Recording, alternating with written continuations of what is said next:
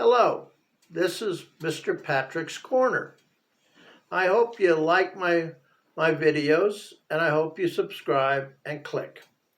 Today we're going to talk about Bill Gates, ethanol, and some of the fiascos that I've worked on.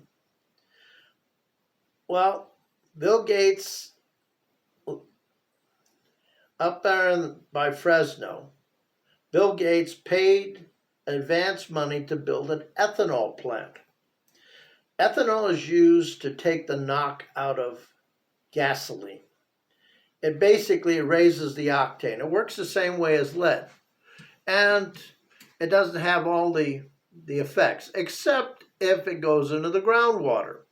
Well, Mr. Gates, a financial advisor, and the engineers that were building this plant took a plant from the Midwest and used all the plants, including their electrical plants, that they, for the electricity, the motor controls, the transformers, everything was set up for the Midwest.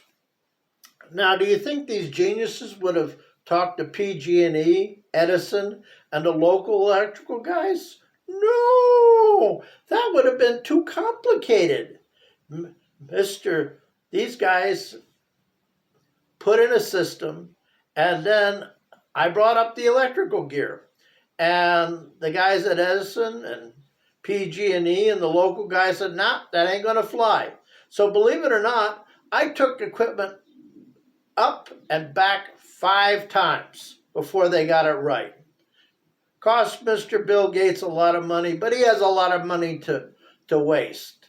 But what gets me is these guys didn't talk to the local electrical guys, PG&E and Edison, or the county guys. They just figured they'd slap this down in the middle of Fresno, out in the boonies, and everybody would be fine with it. Well, it didn't work out that way. That's the way our government works here. We have all these rules and regulations, but we do not coordinate with manufacturers coming in to build something here. They don't talk to each other. This is incredibly something I've seen over and over and over again. They don't want to talk. The other problem is people like Bill Gates thinks he has enough money he can roll over everybody.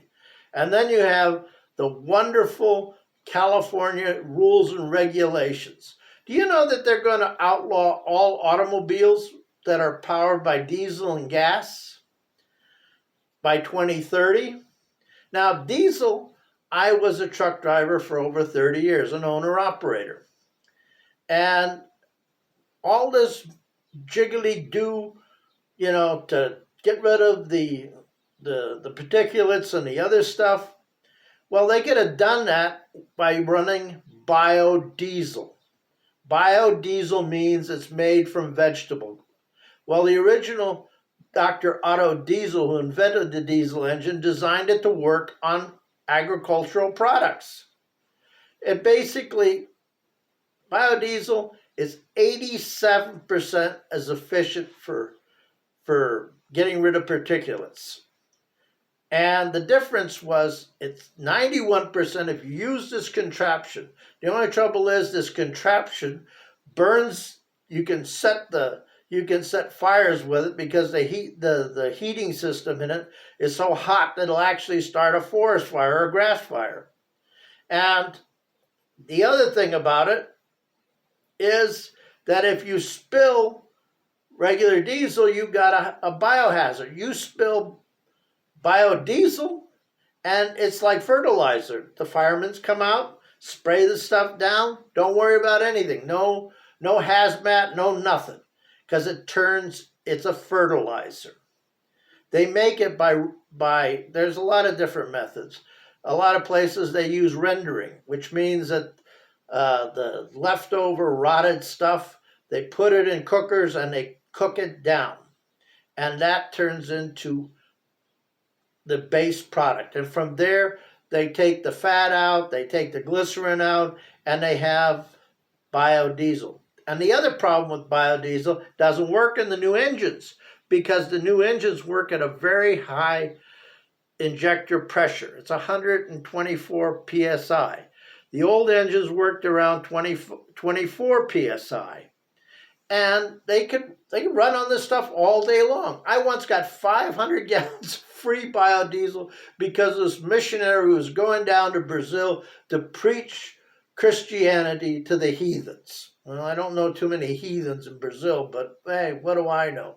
So I got 500 gallons of biodiesel. The stuff was like motor oil, but that's one of the beauties of it. It seals the rings, creating more compression, and it acts like an engine cleaner. It takes the carbon out of the motor. This gives you a great efficiency. Usually when I was running up to Northern California, I'd get 6.5, maybe 7 miles to the gallon. And for a diesel, that's pretty good. When I put the biodiesel in, I got 11 miles to the gallon. And it ran beautifully. The smell that was coming off the exhaust smelled like French fries. And it just worked much better.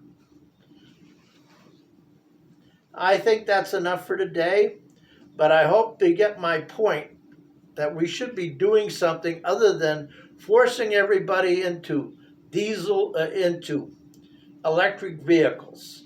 And we don't even know how to get rid of the how to recycle the batteries, and then we're going to get rid of all natural gas. You won't be able to buy a natural gas stove, and it's like, is somebody not listening to what normal people need?